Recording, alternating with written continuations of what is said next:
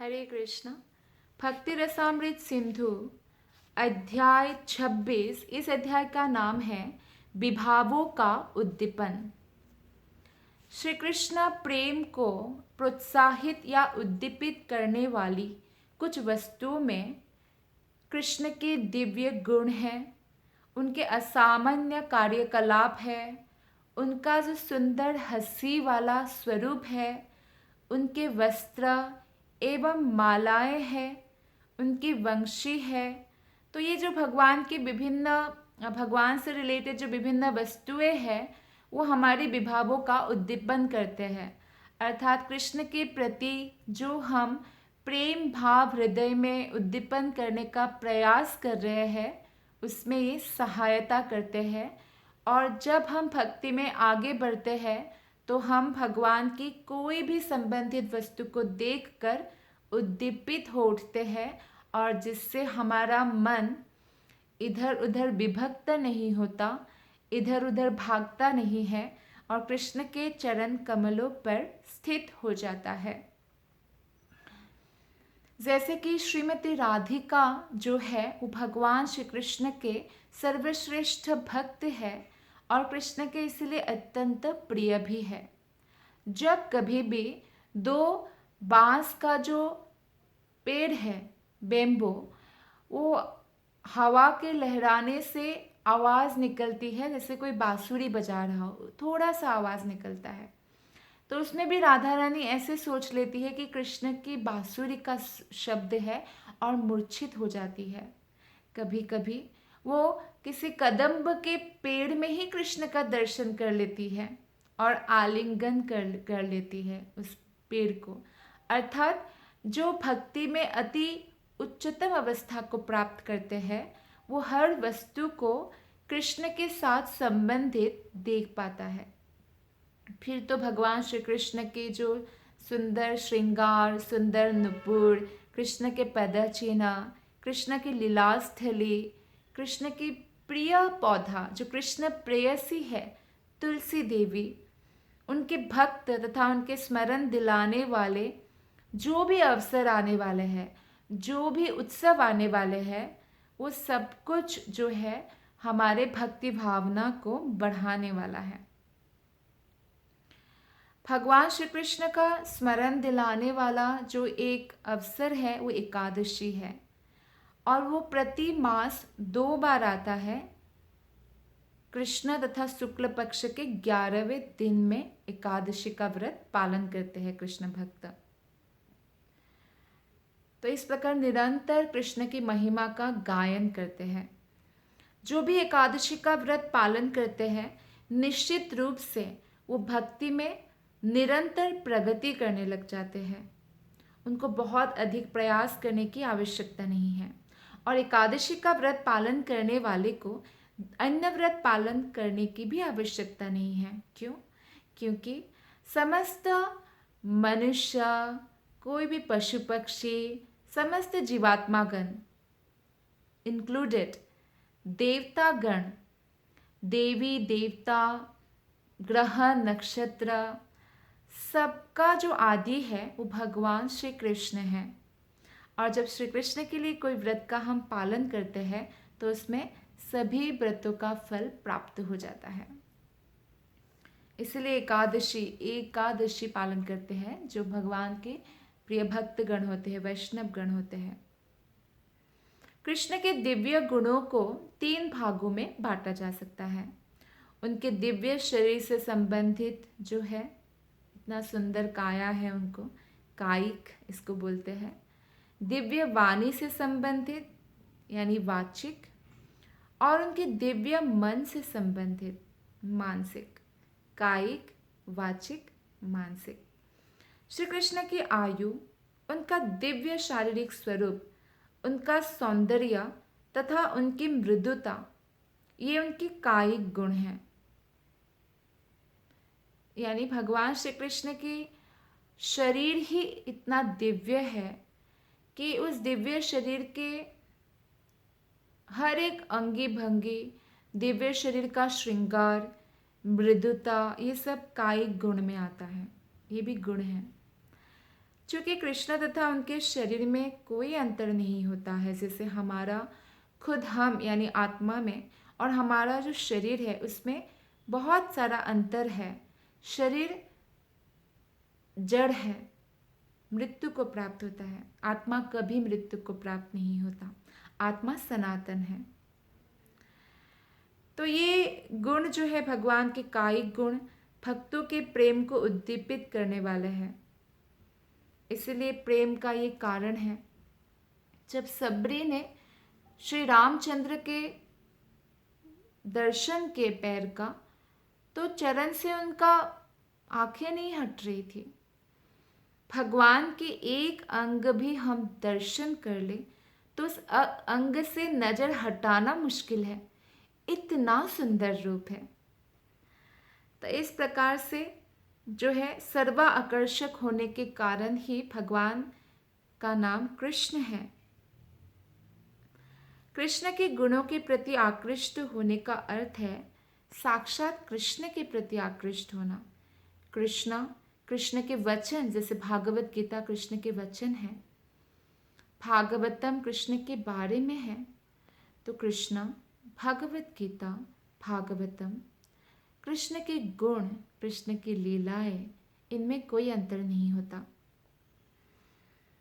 जो कृष्ण का नाम है वो भी स्वयं कृष्ण ही है। अगर कृष्ण इतना बड़ा पर्वत उठा सकते हैं अनायास, तो कृष्ण के नाम भी उठा सकते हैं। कृष्ण के नाम की जो महिमा है वो समस्त शास्त्रों में वर्णन किया गया है कि जैसे ही हम भगवान श्री कृष्ण के नाम जप करने लगते हैं, हरे कृष्णा कृष्ण कृष्ण हरे हरे, हरे राम राम राम हरे हरे, तो तुरंत जो है हमारे जिह्वा में स्वयं कृष्ण नृत्य करने लग जाते हैं। तो इस प्रकार हम तुरंत भगवान श्री कृष्ण को प्राप्त कर सकते हैं उनके नाम जप करने से। कृष्ण का जो यश है वो भी कृष्ण ही है, और कृष्ण के संगी भी कृष्ण है। कृष्ण तथा कृष्ण से संबंधित प्रत्येक वस्तु जो कृष्ण प्रेम हमारे हृदय में जागृत करते हैं या बढ़ोत्तरी करते हैं, वे सभी कृष्ण ही हैं। लेकिन हमारी जानकारी के लिए इसको अलग अलग विचार किया जाता है। कृष्ण से एक्चुअली विलग कुछ भी नहीं है। कृष्ण समस्त दिव्य आनंद के आगार है, इसलिए कृष्ण प्रेम के उद्दीपन ऊपर से ऐसा लगे कि पृथक है, लेकिन पृथक नहीं होता। तो कृष्ण की जो आयु को 3 कालों में विभाजित किया जाता है। जब कृष्ण लीलाएं करते हैं, जैसे कौमार अर्थात जन्म से लेकर 5वें वर्ष तक कौमार बोलते हैं, पौगंड 6ठे वर्ष से 10वें वर्ष तक, 6 से 10 साल तक, तथा किशोर यानी 11वें वर्ष से 15वें वर्ष तक। 16वें वर्ष के बाद जो है यौवन अवस्था में प्रवेश करते हैं, और यौवन अवस्था प्राप्त करने के बाद और कोई परिवर्तन नहीं होता। जैसे हमारे शरीर में यौवन अवस्था प्राप्त करने के बाद भी वृद्ध अवस्था आती ही है, कृष्ण के शरीर में ऐसा कोई भी परिवर्तन नहीं होता। भगवान कभी भी वृद्ध नहीं होते हैं। और इस प्रकार जो है कृष्ण का, इसलिए जितने बार भी कृष्ण का कोई दर्शन करे उतनी बार ही और नव यौवन लगते हैं। जैसे अभी अभी जो नव यौवन में जो आकर्षण है, ऐसे आकर्षित करते हैं कृष्ण। जहाँ तक कृष्ण की दिव्य लीलाओं का संबंध है, अधिकतर लीलाएं वो कौमार, प्रौगंध और कैशोर अवस्थाओं में ही किया है। जैसे माता यशोदा के साथ जो बचपन की लीलाएं, 5 साल तक की लीलाएं, वो बहुत ही रोचक है। जैसे कि दामोदर लीलाओं में भी वो उतनी ही एज में कृष्ण ने किया था। और ग्वाल बालों के साथ जो उन्होंने लीलाएं की है वो 5 से 10 वर्ष की उम्र में है, जब कृष्ण कहते हैं कि मैं भी तो अब गैया चराने जा सकता हूँ ना बाबा। तो बाबा कहते हैं नहीं, माँ तुम्हारी कभी नहीं मानेगी यशोदा माँ, क्योंकि तुम्हारी हाइट तो इतनी छोटी है और गैया तो बहुत ऊंची ऊंची है, तुम कैसे उनकी देखभाल करोगे, कैसे कंट्रोल करोगे। तो कृष्ण कहते ठीक है बाबा, तो मैं गैया के जो छोटे छोटे बछड़े हैं ना उनको चढ़ाऊँगा। तो बाबा मान जाते हैं। तो लेकिन यशोदा माँ का दिल नहीं करता अपने बेटा इतना छोटा सा है उसको जंगलों में भेजें, धूप में, प्यास में, कंकड़ लग जाएगा पाँव में, नहीं भेजना चाहती थी। लेकिन कृष्ण के इच्छा के आगे वो भी इनको जाने दिया, एक शर्त पर कि ठीक है तुम ये जूता पहन के जाओगे और एक दास तुम्हारे ऊपर छाता रख कर तुम्हारे साथ साथ चलेगा। तो कृष्ण भी एक शर्त रखते, ठीक है मैया आपके लिए भी एक शर्त है, जैसे आपने मेरे लिए जूता और एक दास का बंदोबस्त किया छाता लेने के लिए, वैसे ही मेरे सारे गो बालक और सारे बछड़ों के लिए भी ऐसी व्यवस्था करें। अब भला इतनी जल्दी यशोदा मैया लाखों बछड़ों के लिए ऐसी व्यवस्था, 4 जूता वो भी बछड़ों का कैसे बनाती, और दास भी लाखों चाहिए। तो फिर वो हार ही मान लिया। तो भगवान श्री कृष्ण को वो जाने देती है। तो ये जो लीलाएं हैं वृंदावन की, जो मधुर लीलाएं हैं, ये सब भगवान उसी अवस्था में करते हैं। और 7 साल की अवस्था में वो चीरहरण जो लीला है गोपियों का वो भी करते हैं। 5 से 10 की उम्र में ही वो गोवर्धन पर्वत वाली लीला भी करते हैं। तो जितनी भी सारी लीलाएं थी कृष्ण की, कृष्ण के 15वें जो उम्र है, 15वां साल है, तब तक समाप्त हो जाती है वृंदावन की लीलाएं। और तब वे मथुरा चले जाते हैं और फिर द्वारका चले जाते हैं, जहाँ उनकी बाकी लीलाएं संपादित होती हैं यौवन अवस्था में। तो श्री रूप गोस्वामी ने श्री भक्ति रसामृत सिंधु में कृष्ण का विशद वर्णन समस्त आनंद के आगार के रूप में किया है। जैसे कृष्ण की जो कैशोर अवस्था है, तो आदि, मध्य और शेष किशोर में डिवाइड किया जा सकता है। कैशोर अवस्था के प्रारंभ में अर्थात 11वें वर्ष के लगते ही उनके शरीर की कांति इतनी प्रखर हो उठती है कृष्ण की कि विभाव का उद्दीपन बन जाती है। 11वें वर्ष के थे कृष्णा, तो इतना उनका कांति बढ़ गया कि सब लोग आकृष्ट होने लग गए उनका रूप देखकर। ऐसे भी वो बचपन में भी बहुत ही आकर्षणीय है, पर खासकर 11वां वर्ष का यहाँ पे उल्लेख हुआ है। इसी प्रकार उनके नेत्रों के चारों ओर लालिमा आ जाती है और उनके शरीर में मृदु रोमावली निकल आती है। कृष्ण की इस कैशोर अवस्था का वर्णन वृंदावन की स्त्री अपनी सखी से इस प्रकार कहती है, हे सखी, अभी अभी मैंने कृष्ण के शरीर में अद्वितीय सौंदर्य को प्रकट होते देखा है। उनके शरीर की श्यामलता इंद्रनील मणि के समान प्रतीत होती है और उनके नेत्रों पर लाल लाल चिन्ह हैं। उनके शरीर पर रोमावली निकल रही है और इन लक्षणों के प्राकट्य ने उन्हें अद्वितीय सुंदर बना दिया है। तो भगवान के अत्यंत सुंदर रूप और भी प्रखर होने लगता है जैसे वो 11वें वर्ष में प्रवेश करते हैं। श्रीमद् भागवत में 10वें स्कंद के 21वें अध्याय में 5वां श्लोक में सुखदेव गोस्वामी राजा परीक्षित से कहते हैं, हे राजन, मैं ये बताने का प्रयास करूंगा कि गोपियों के मन किस तरह कृष्ण के विचार में मग्न हो गए। गोपियाँ ध्यान करती कि कृष्ण अपने आप को नर्तक की भांति वस्त्र से विभूषित करके वृंदावन के जंगल में प्रवेश कर रहे हैं और भूमि पर अपने पद चिन्ह बना रहे हैं। जब भगवान, ये जो ब्रज है, पूरा ब्रज इतना श्रेष्ठ है क्योंकि हर एक जगह पर कृष्ण ने अपना पद चिन्ह अंकित कर दिया है। वो नदी पवित्र हो जाती है जहाँ कृष्ण का चरण पड़ जाती है, वो भूमि पवित्र हो जाती है, तीर्थ स्थान बन जाती है जहाँ कृष्ण के पद चिन्ह अंकित हो जाती है। और ब्रज तो कृष्ण का घर है, तो इसलिए ये बहुत बड़ा सौभाग्य है अगर किसी को ब्रज में वास या ब्रज में जन्म प्राप्त होता है या ब्रज में मृत्यु को भी प्राप्त होता है।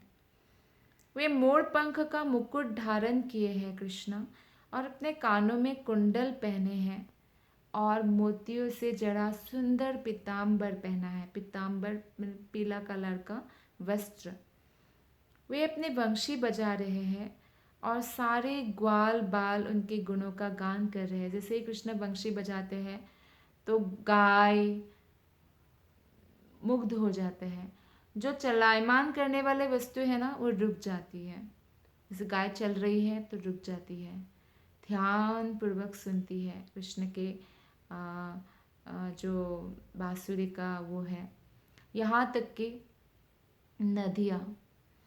नदियाँ भी इतना तेज धार से बहती रहती है, कृष्ण की बांसुरी सुनते ही ठहर जाती है।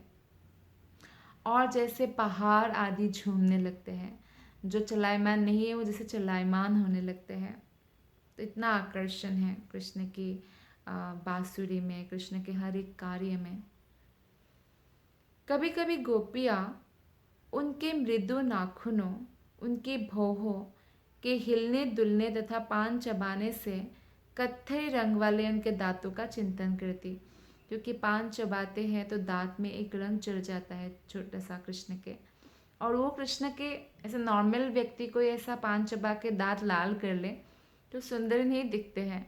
लेकिन कृष्ण की हर एक चीज़ जब कृष्ण के साथ होता है ना, जैसे वस्त्र कृष्ण के ऊपर ज़्यादा चमक जाते हैं, कृष्ण से उनकी सुंदरता बढ़ जाती है। या जैसे अलंकार है, अलंकार हमारी सुंदरता बढ़ाते हैं, लेकिन अलंकार की शोभा भी कृष्ण ही है। तो इस प्रकार पान खाते वक्त भी उनका एक और सुंदर रूप होता है। फिर इसका वर्णन एक गोपी दूसरी गोपी को कहती है, हे सखी देखो ना, अघासुर के शत्रु ने कितना अद्भुत रूप धारण कर रखा है। अघासुर बकासुर पुतना को कृष्ण ने मारा है ना, तो इसलिए उनके शत्रु के रूप में बोल रही है। उनकी भौहें यानी कृष्ण की भौहें कामदेव के भौहों की जैसी है, और इस तरह हिल रही है भौहें, जैसे नाच रही है। कृष्ण जब बात करते हैं तो भौहों को ऐसे हिलाते हैं, ऐसे बहुत सुंदर आकर्षक लगे, तो आकृष्ट करते हैं बहुत स्त्रियों का मन। उनके नाखूनों के अग्रभाग कोमल है, इतने कोमल मानो बांस की सूखी पत्तियां हो। उनके दांत लाल लाल है और ऐसा प्रतीत होता है मानो उन्होंने क्रोध का रूप धारण कर रखा हो। ऐसी अवस्था में किसी भी तरुणी के लिए कृष्ण के सुंदर रूप के प्रति आकर्षित हुए बिना वो रह ही नहीं सकती, वो फंस ही जाएगी कृष्ण के प्रेम पाश में। बच निकलने का स्थान भला कहाँ है, ऐसे सखी बोलती है।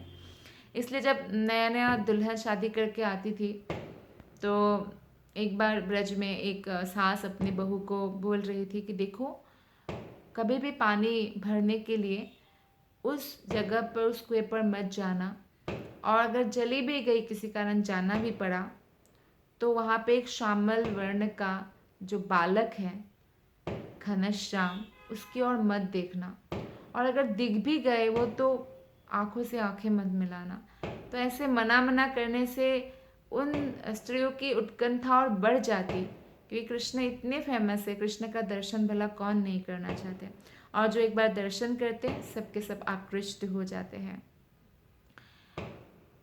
कई बार गलतफहमी के कारण लोग कृष्ण के गोपिकाओं के साथ जो लीलाएं हैं उसका गलत मतलब निकालते हैं, लेकिन हम सभी जो है कृष्ण का अंश है और कृष्ण ही हमारा एकमात्र भोक्ता है।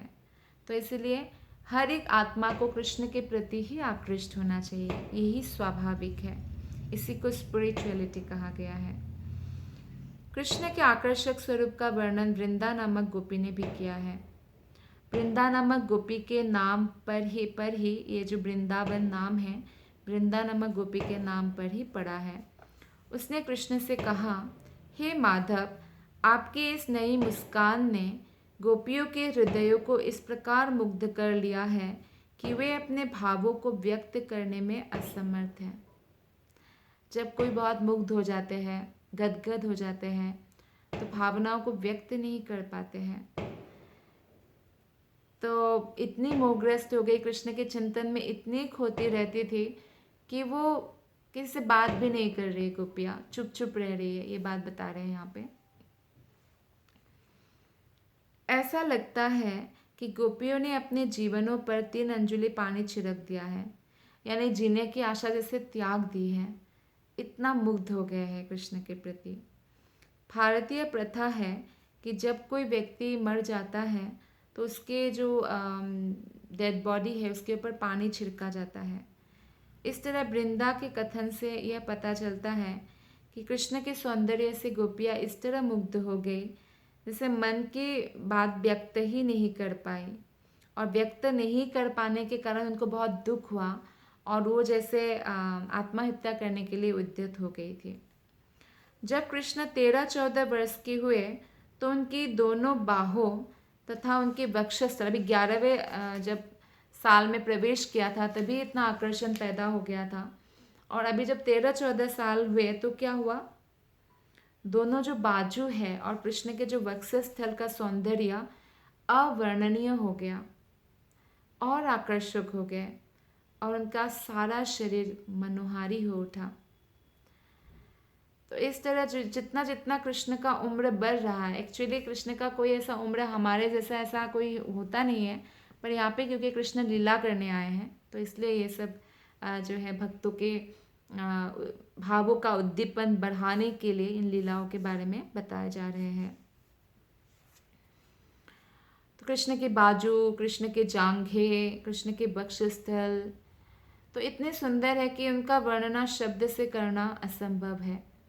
कृष्ण के शरीर के विशेष सौंदर्य, उनकी मृदु हंसी, उनके चंचल चितवन तथा उनकी विश्व मनोहारी वंशी, ये सब जो है भक्त के हृदय को उद्वेलित करने वाली थी। तो इस प्रसंग में एक वर्णन आता है कि इस अवस्था को प्राप्त करने पर कृष्ण ने ऐसा सुंदर स्वरूप प्रकट किया कि उनके चंचल नेत्र कामदेव के लिए खिलौने बन गए और उनके मृदु मुस्कान नवविकसित कमल के फूलों के सदृश लगने लगे। जब मुस्कुराते कृष्ण तो लोग जैसे बोलते हैं ना कि अरे आवाज़ कितना सुंदर लग रही है, लोग तो बेहोश ही हो जाएंगे। ये तो बातों में बोलते हैं, नहीं तो किसी को देख के कोई बेहोश नहीं होता, लेकिन कृष्णा इतने मनोहारी लगते थे जैसे कोई भी बेहोशी हो जाएंगे, जैसे नशा हो गया किसी को। अब बस कृष्ण का दर्शन नहीं पाते हैं तो तड़प जाते हैं। सारी जो माताएं हैं कृष्ण की, जो गोपिकाएं कृष्ण को पुत्र रूप में चाहती थी, यशोदा माता के समकक्ष जो माताएं थी, आंखें बिछा के प्रतीक्षा करती थी कि कब मेरा लल्ला कृष्ण वापस आएगा जंगल से गैया चराकर। और गोपिकाएं भी मध्य रात्रि की अपेक्षा करती थी कब कृष्ण से मुलाकात होगी। एक्चुअली कृष्ण सोते ही नहीं थे। सुबह का लीला माता यशोदा के साथ होता, यशोदा मैया उनको उठाते, खिलाते पिलाते श्रृंगार करते, फिर टिफिन बिफिन बांध कर भेज देते जंगल। दोपहर का लीला गोप बालकों के साथ होता, फिर शाम को माता और पिता के साथ होता, फिर रात्रि भर गोपिकाओं के साथ होता। तो इस प्रकार जो है कृष्ण निरंतर अपने भक्तों के साथ लीलाओं में मगन रहते थे। इस अवस्था में कृष्ण ने रास लीला का आनंद ग्वाल बालाओं के साथ यमुना तट पर किया था। इस प्रसंग में बताया गया है कि संपूर्ण वृंदावन के भूभाग में कृष्ण तथा गोपियों के पदचिन्ह थे। गोपियों के पदचिन्ह भी उतना ही महत्वपूर्ण है। उनके पदचिन्ह जहाँ भी पड़ जाए वो तुरंत ही वृंदावन में परिवर्तित हो जाते हैं, क्योंकि गोपिकाओं के हृदय में निरंतर कृष्ण निवास करते हैं। और जैसे जो भी चीज़ हम कृष्ण से जोड़ देते हैं ना, वो वृंदावन वृंदावन हो जाता है। श्रील प्रभुपाद कहते हैं जैसे मान लीजिए 2 से 2 4 होता है, 5 से 5 मिलाकर 5 10 होता है, ऐसे कोई भी वस्तु के साथ जब हम प्लस कृष्ण कर देते हैं तो वृंदावन हो जाता है। संपूर्ण वृंदावन के भूभाग में कृष्ण तथा गोपियों के पदचिन्ह थे और कहीं कहीं पर तो मोरपंख चित्रे पड़े होते थे। तो इस प्रकार जो है बहुत सारी लता कुंज में कृष्ण लीलाएं करती थी। और जब नृत्य करते हैं तो धूल राशि भी उड़ती थी। इस तरह जो है और सुंदर लगता था जो भी माहौल था। वो ऐसे मटेरियल पॉइंट ऑफ व्यू से नहीं हम देख सकते उसको, क्योंकि कृष्ण की उपस्थिति 100% स्पिरिचुअल है, तो सब कुछ दिव्य हो जाता था। तो ये जो आयु है 15 साल की उम्र तक कृष्ण ने लीलाएं की थी। तो इस आयु में कृष्ण के आकर्षक स्वरूप का वर्णन फिर एक गोपी करती है। हे सखी, देखो ना कृष्ण रूपी आकाश में किस तरह शक्तिशाली सूर्य उदित होकर हमारे पातिव्रत्य रूपी चंद्रमा की किरणों को मंद किए जा रहा है। तो बहुत सारी गोपिकाएं विवाहित थी और वृंदावन में पराकिया रस का ही प्रभाव था। तो कोई विवाहित थी चाहे अविवाहित थी, कृष्ण से आकृष्ट हुए बिना नहीं रह सकती थी। कृष्ण के लिए हमारा आकर्षण इतना प्रबल है कि यह हमारे विवेक रूपी कमल पुष्प को म्लान किए दे जा रहा है और हमारी समझ में नहीं आ रहा है कि हम अपना पातिव्रत्य बनाए रखें या कृष्ण के सौंदर्य पर निछावर हो जाए। जनरली कोई भी स्त्री अगर अपने पति के अलावा दूसरे पुरुष के प्रति आकृष्ट हो जाती है तो कहा जाता है कि उनका प्रतिव्रत टूट गया, ऐसा कहा जाता है। जैसे परशुराम के जो माता है रेणुका, वो जल भरने गई थी अपने पति जमदग्नि के यज्ञ के लिए सहायता करने के लिए, पवित्र नदी से जल भरने गई थी। लेकिन जब वो नदी तट पर पहुंची तो एक गंधर्व चित्ररथ, तो वो बहुत सारे जो है अप्सराओं के साथ या जो है गंधर्व लोक के स्त्रियों के साथ वहाँ पे स्नान कर रहे थे, क्रीड़ा कर रहे थे। तो उनके सौंदर्य, जो गंधर्व के राजा थे, उनके सौंदर्य से रेणुका मुग्ध हो गई थी। ऐसा नहीं कि बातचीत किया या कोई प्रेमालाप किया, ऐसा कुछ भी नहीं हुआ। देखकर मुग्ध हो गई थी। थोड़ी देखते समय बीत गया था, फिर अचानक याद आता है कि अरे मैं तो पानी लेने आई थी, यज्ञ के लिए वो रुके होंगे। तो तुरंत अपने पति के पास चली जाती है।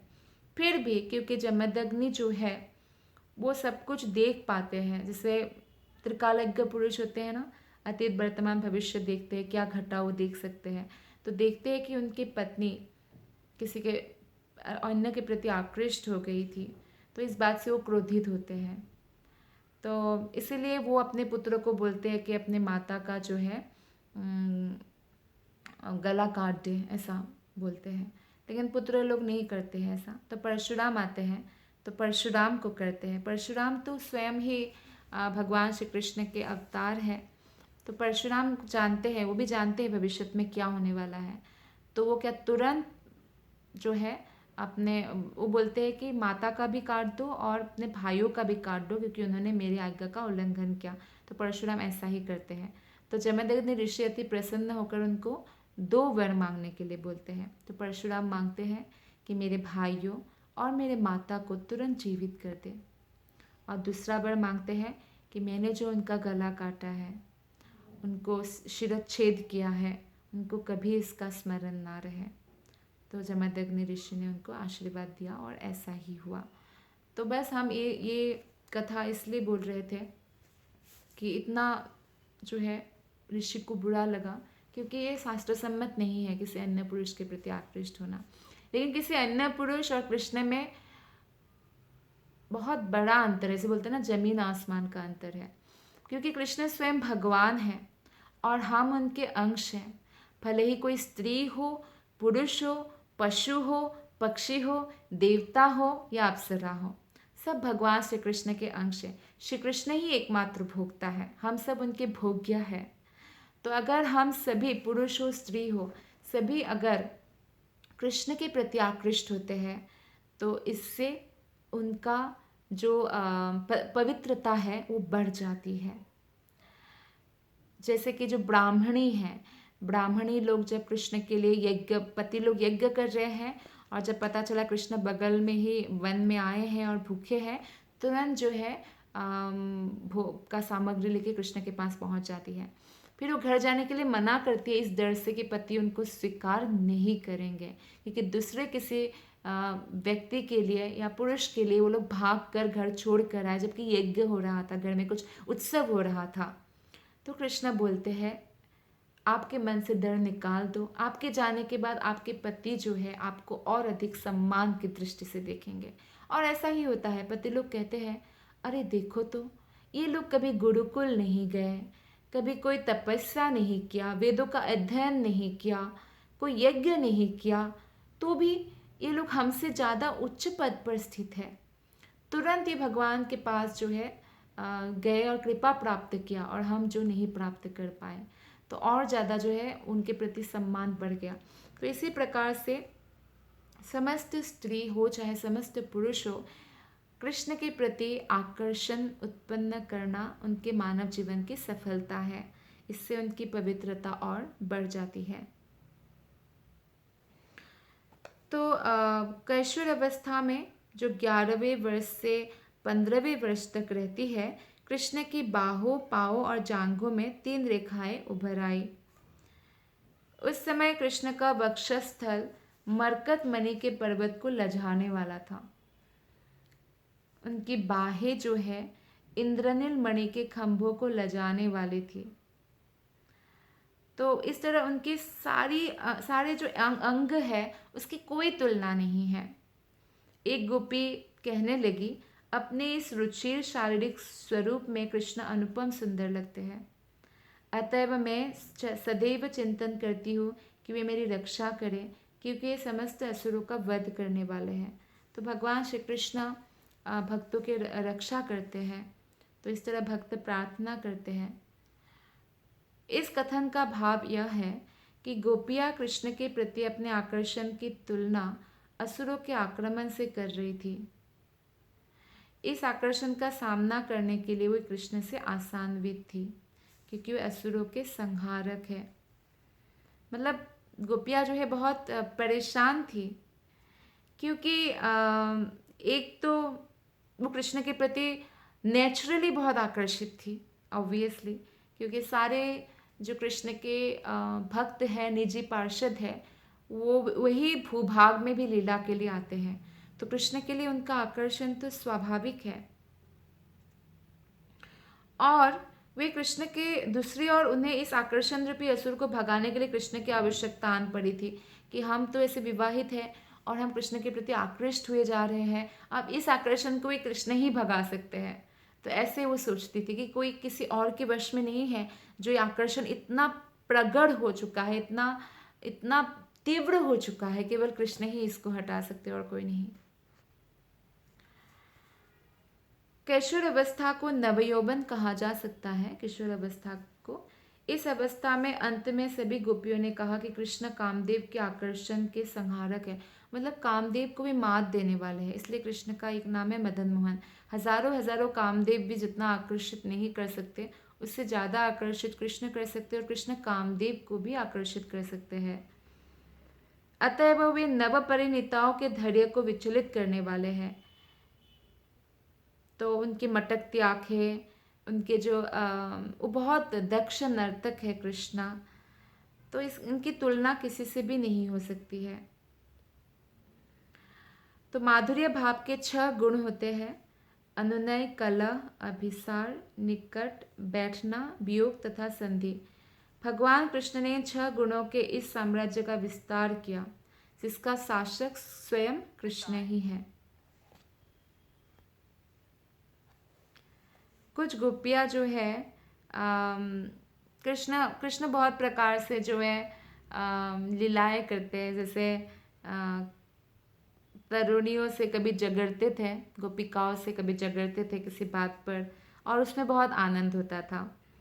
कहीं उन्हें तोते के नाखूनों द्वारा खरोचते थे, कभी कभी गोपियों से मिलने जाते थे, और कहीं वो ग्वाल मित्रों के माध्यम से गोपियों से मिलने की संधि करते।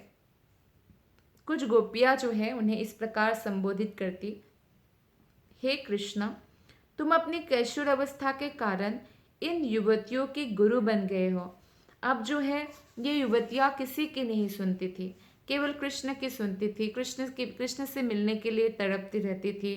जैसे कृष्ण उनके गुरु बन गए, जैसे कोई आज्ञाकारी शिष्य होते हैं ना, तो वो गुरु को ही सर्वस्व मानते हैं और गुरु की आज्ञा का ही पालन करते हैं। तो गोपिकाएं कहती कि आपने कुछ कानाफूसी कर दिया, अब ये गोपिकाएं आपके अलावा किसी की भी आज्ञा नहीं पालन करती है। और जब कृष्ण सिर्फ 5 वर्ष के थे, आप देखिए कृष्ण इतने छोटे अवस्था से ही तरुणियों को आकृष्ट करते थे। क्यों, ऐसा कैसे संभव है? क्योंकि कृष्ण स्वयं भगवान है और भगवान हमेशा भक्तों को आकृष्ट करते हैं। तो इस प्रकार जो है ऐसे समझा जाए तो छोटा बच्चा के प्रति भला कैसे आकृष्ट हो सकते हैं? कृष्ण कभी छोटे बच्चे नहीं होते, वो हमेशा 16 वर्ष के नव युवक ही है। वो तो वात्सल्य का आनंद देने के लिए वो यशोदा माता और नंद बाबा के घर में वो वात्सल्य रस का पान करा रहे थे। नहीं तो कृष्ण हमेशा ऐसे ही दोष रहित और सुगठित शरीर है। और सुगठित शरीर का वर्णन भी ऐसे आता है कि हे कंसारी, मतलब कंस के अरि, अरि मतलब शत्रु, आपके विशाल नेत्र, उन्नत वक्षस्थल, स्तंभ जैसी बाहें तथा आपके शरीर का पतला मध्य भाग हर कमल नयनी को मुग्ध करने वाला है। तो इस प्रकार जब कोई मुलायम से मुलायम वस्तु को सहन नहीं कर पाता है ना, उसे कोमल कहते हैं। तो कृष्ण का शरीर का रंग तो ऐसा था जैसे कोई कोई कोमल वस्तु, यानी पत्ती भी अगर कृष्ण को छू जाए तो उनका कलर बदल जाता था, इतने कोमल है कृष्ण। जैसे बहुत ठंड पड़ती है तो ऐसे कुछ लोगों का गालों का कलर तुरंत चेंज हो जाता है ना। जैसे कुछ छोटा सा भी टच हो जाए तो नील नील पड़ गया, ऐसा होता है ना। कृष्ण उससे भी अधिक कोमल है, सबसे कोमल। और इसलिए जब एक बार लक्ष्मी देवी जब भगवान नारायण के चरण दबा रही थी, वो चरण की सेवा करती रहती है निरंतर, तो भगवान कह रहे हैं देवी थोड़ा धीरे, थोड़ा धीरे, मतलब सॉफ्टली मसाज करो, सॉफ्टली। तो लक्ष्मी देवी सोचती मेरा हाथ ही सबसे अधिक कोमल है, इतना कोमल कुछ भी नहीं है, और मेरे हाथ से भी कोमल, लक्ष्मी देवी सुंदरी कोमलांगिनी है, तो मेरे हाथ से भी कोमल भगवान का चरण है। भला भगवान फिर इतने बड़े बड़े असुरों को कैसे मारते? ऐसे उनको मन में एक जानने की इच्छा हुई। तभी भगवान ने जो है अपना जो भक्त है जय विजय, जो उनको ऐसा लीला रचा कि 4 कुमारों ने उनको श्राप दिया और 3 जन्म वो असुर बनकर पैदा हुए और भगवान ने उनके साथ युद्ध किया और वीर रस का पान किया अपने भक्तों के साथ ही।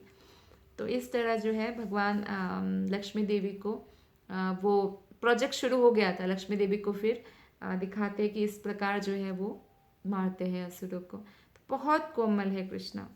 कृष्णा 2 ही काम कर रहे थे वृंदावन में, रास लीला कर रहे थे, है ना, यानी भक्तों के साथ लीला कर रहे थे, गोप बालकों के साथ गैया चराना, गोपियों के साथ रास लीला करना, और वृंदावन के असुरों का वध कर रहे थे। तो इस प्रकार भगवान जो है वृंदावन के ब्रज के बालक बालिकाओं के साथ जो है आनंद मनाते रहे और फिर बाद में वो कंस का वध कर देते हैं। कृष्ण के शरीर पर 4 प्रकार के वस्त्र होते हैं। एक तो कमीज होता है, पगड़ी होता है, मेखला और धोती होता है। वृंदावन में वो रक्तीम धोती, पीली कमीज तथा नारंगी रंग के पगड़ी पहनते थे। रक्तीम मतलब लाल और पीला कमीज और नारंगी मतलब ऑरेंज कलर का पगड़ी पहनते थे। तो आप ऐसे नॉर्मल व्यक्ति अगर ऐसा कुछ पहने तो कितना अजीब लगेगा ना, लेकिन कृष्णा हर एक ड्रेस में, ड्रेस की जो है सुंदरता वर्धन हो जाता था कृष्ण की पहनने से। तरह तरह की मेखलाओं और उनकी मधुर मुस्कान से उनके संगियों का आनंद वर्धन होता रहता था। कृष्ण का श्रृंगार करना, कृष्ण का उनके साथ रहना, कृष्ण का बात करना, कृष्ण का मुस्कुराना, कृष्ण का भौहे हिलाना या बांसुरी बजाना, हर एक कार्य में आनंद वर्धन होता था उनके संगियों का। कृष्ण की इस वेशभूषा को भव्य कहा गया है। जिस प्रकार हाथी का बच्चा रंग बिरंगे ओहार झूल से सुशोभित लगता है ना, बहुत सुंदर, हाथी का बच्चे को बहुत सारा अलग अलग कलर का पहना देते तो बहुत सुंदर लगता है। इसी प्रकार कृष्ण अपने विभिन्न अंगों में रंग बिरंगे वस्त्र धारण करने से बहुत ही भव्य लगते थे।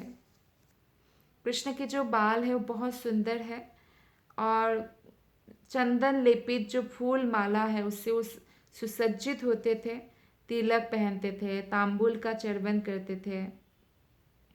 तो इस प्रकार हमेशा सुसज्जित रहते थे कृष्ण। कृष्ण के केश कभी सिर के बीच में फूल लगाकर सजे होते थे, तो कभी कभी ये केश जो है पीठ तक लटके रहते। कभी कभी तो फूल लगाते थे, मतलब यशोदा मैया भी सजाती थी।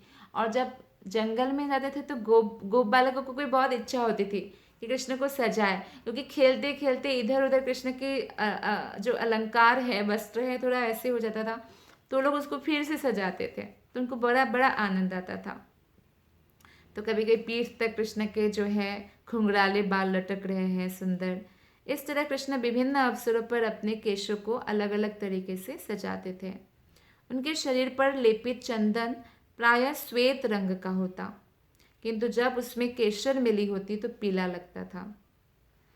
केसर मिला हुआ चंदन पीला पीला कलर हो जाता है ना, वैसे तो वाइट जैसा लगता है चंदन। कृष्ण अपने गले में वैजयंती माला धारण करते हैं। ये जो वैजयंती माला है ना, ये कम से कम 5 अलग अलग रंगों वाले फूलों से गुथकर बनाई जाती है। सुगंधित पुष्प से कृष्ण का हार बनता है और 5 रंगों से बना इसको बोलते हैं वैजयंती माला। इस माला, ये जो माला है कृष्ण की, इतनी लंबी रखी जाती थी कि कृष्ण के घुटनों या पाँवों को स्पर्श करती थी, एकदम लंबी। तो कृष्ण घुटनों या घुटनों के नीचे तक माला पहनते, वैजयंती माला, 5 मालों से बना हुआ माला, 5 फूलों से। और राधा रानी जो है वो नाभि तक जो है माला पहनती है, कृष्ण लेकिन बहुत लंबे माला पहनते हैं। इन पुष्प मालाओं के अतिरिक्त अन्य प्रकार के फूलों की मालाएं भी होती, जो कभी उनके सिरों को सुशोभित करती थी। कभी कभी जो है ये सब माला, वो सर से भी वो ऐसे मालाएं जो है उनको श्रृंगार करते थे। एक गोपी अपने सखी को संबोधित करके कृष्ण के स्वरूप की प्रशंसा करने लगी। उसने कृष्ण के जो श्यामल वर्ण हैं और उनके जो सुंदर सुंदर घुंघराले बाल हैं, शरीर पर जो श्रृंगार के कारण कुमकुम के लाल धब्बे हैं, या मस्तक पर लगे जो तिलक है कृष्ण के सुंदर, जो चंदन में केसर मिलाने से पीला हो गया है, तो इन सब की प्रशंसा करते हैं। कृष्ण की हर एक चीज की, किरीट, कुंडल, हार, चार, परिधान, केशबत, अंगूठियां, नुपुर, बंशी, अनुपम किरीट, हीरे की कुंडल, मोती की माला, कड़े जरीदार वस्त्र, सुंदर अंगूठियां, सब सुंदर लगते कृष्ण पर। कृष्ण का एक नाम बनमाली भी है, कभी कभी बोला जाता है वो बनमाली है। तो बनमाली का अर्थ है जंगल की माली है वो। तो इसलिए बनमाली वो है जो अपने शरीर के विभिन्न अंगों को बहुत सारे पुष्पों से, मालाओं से सजाता हो। कृष्ण तो राधा रानी को भी सजाते थे फूलों से। कृष्ण ना केवल वृंदावन में इस वेश में रहते थे, बल्कि कुरुक्षेत्र के युद्ध स्थल में भी ऐसे ही ड्रेस में गए थे वो। इस रंगीन वेशभूषा और विभिन्न फूलों की मालाएं देखकर कुछ महान ऋषियों ने स्तुति की कि कृष्ण कुरुक्षेत्र के युद्ध भूमि में लड़ने नहीं जा रहे थे, अपितु अपनी उपस्थिति से समस्त भक्तों को कृतार्थ करने जा रहे थे। तो कहने का मतलब है कि जब कृष्ण लीलाएं करने भी जा रहे थे, तब भी हम देखते हैं कि एक्चुअली कृष्ण से आकृष्ट हो गए थे। जिन्होंने कृष्ण को सामने से देखा है वो कृष्ण के प्रति आकृष्ट हो गए थे, जो कौरवों के पक्ष में भी थे। और कृष्ण के सुंदर रूप को देखकर, ऐसे ही वस्त्र पहन के गए थे ना कृष्ण, सुंदर रूप को देखकर वो कृष्ण की सुंदरता का एक दूसरे से बखान कर रहे थे कि कृष्ण के बारे में बहुत सुना, आज पहली बार देखा, क्या रूप है, क्या सौंदर्य है। और ऐसे सब कृष्ण के प्रति मुग्ध हो रहे थे, कृष्ण के बारे में गुणगान कर रहे हैं आपस में।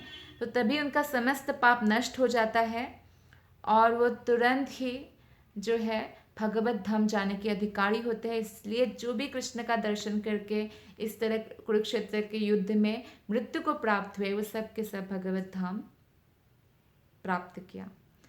बहुत बहुत धन्यवाद। हरे कृष्णा।